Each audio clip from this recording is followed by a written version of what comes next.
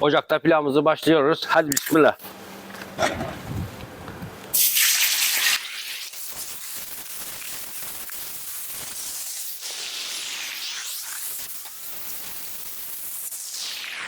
Hadi bismillah.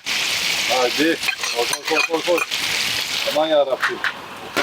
Türkmen pilavı pişirmek isteyenler öğrensin. Sırrı buradadır. Döküyoruz havucumuzu. Allah! Pişiyor. Pişiyor, pilavlar pişiyor.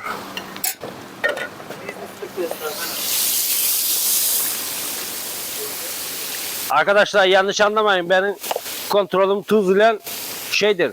Her attığım şeye kendine göre tuz atarım. Bazıları en sonunda atar böyle bir avuç. Ben öyle yapmıyorum. Filan suyun tuzunu atıyorum. Hadi bismillah.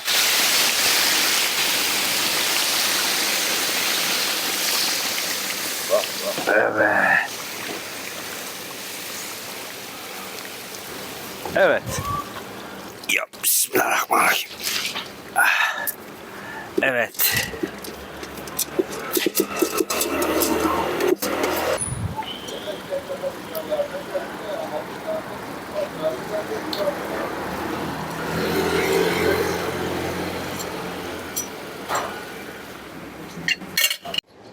Evet arkadaşlar, Türkmen pilavı geliyor.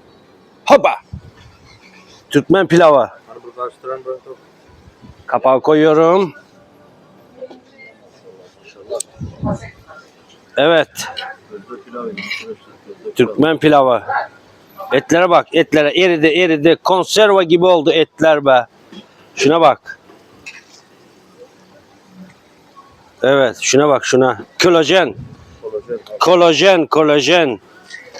İnci her bir pilavda pişiremezler inci. Kapat. Müşterimize gidiyor pilav. Hadi bismillah. Bak görüyor musun?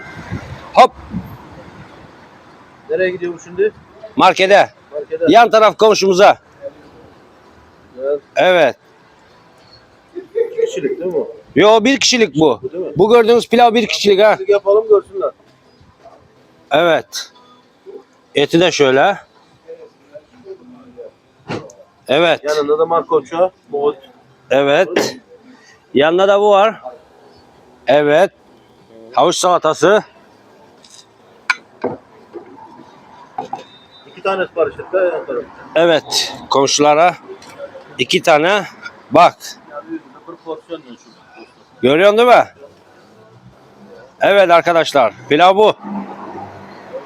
Türkmen pilavı. Herkesi bekleriz.